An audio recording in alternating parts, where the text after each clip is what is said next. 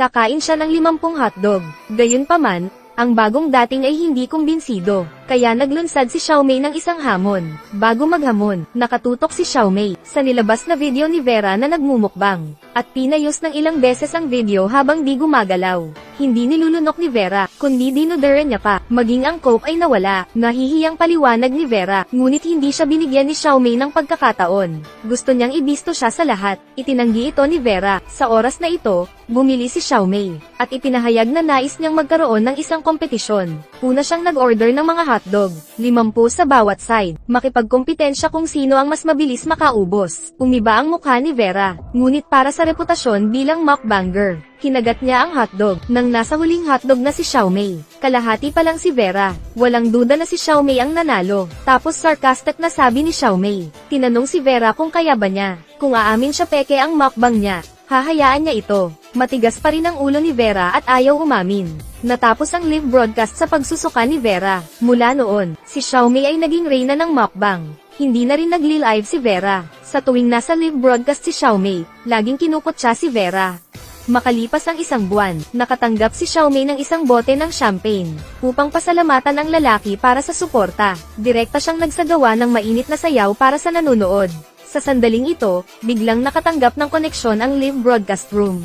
Di inakala na si Vera. Away sana siyang pansinin ni Xiaomei, pero nakiusap naman ang supporter niya, kaya inaccept na lang ni Xiaomei. Nagbatian silang dalawa. Naglunsad ng hamon si Vera. Gusto niyang mabawi ang trono bilang reyna ng mukbang. Para pumayag si Xiaomei, sinadya ni Vera maghamon. Hindi siya ininsulto ni Xiaomei. Gusto sanang putulin ang koneksyon, pero biglang nagsupport ang supporter niya kay Vera. Natatakot si Xiaomei baka agawin ni Vera, kaya naman pumayag siya. Nang tanungin ni Xiaomei kung paano ang hamon, sabi ng supporter, siya ang pipili ng pagkain. 5 rounds, 3 mananalo. Sa bawat round 500 mililitro lang na tubig ang pwedeng inumin.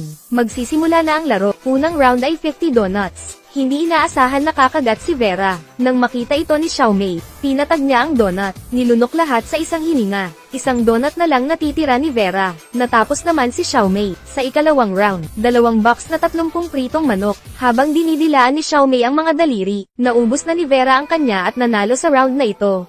Sa ikatlong round, crispy pata naman. Nung una, mahinhin pa si Xiaomei, pero nakita niyang mabilis kumain si Vera. Tinapon niya ang buto, nilabas ang karne, at pinasok sa kanyang bibig. Nilabas ni Xiaomei ang dila at siya ang nagwagi. Dapat manalo na siya sa susunod para matapos na. May mga sashimi sa harapan nila, para silang robot na kumakain ng walang tigil. Natakot baka maungusan ng kabila, hindi na nga ngumunguya, direktang pumapasok sa tiyan. Pero sa pagkakataong ito, si Vera ang nauna. Mas nabaliw naman si Xiaomei. Si Vera, na naiinip at naghihintay, ay nagpalabas ng video. Bago pala ng live, noong nakaraan, sinaktan ni Xiaomei si Vera, at binyantaan ng huwag makisali sa live.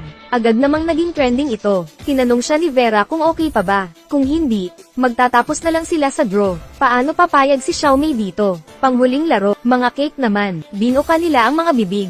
Ipinaglalaban ni Xiaomei ang reputasyon. Nilagay ang mga cake sa bibig. Nagsimula rin si Vera gamitin ang mga kamay. Nag-alinlangan silang dalawa sa pagkain. Nakakabaliw na pagkain, ngunit halatang hindi na makakain si Xiaomei. Sa kabilang panig, pagkatapos lunukin ang huling subo, nilabas ni Vera ang dila. Nanalo siya sa hamon. Nasa lalamunan pa ni Xiaomei ang pagkain. Dali-dali niyang ininom ang tubig, ngunit sobra ang nainom at nabulunan.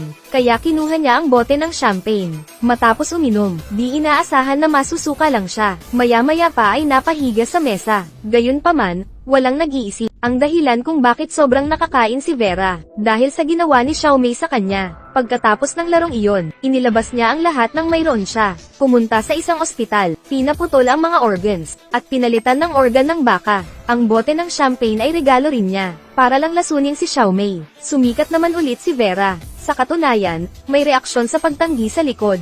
Ang ibabang bahagi ng katawan ay may beer belly. Mayroon ding nakakatakot na peklat. Siya ay ganap na naging isang halimaw. Para manalo sa laro, worth it ba ito?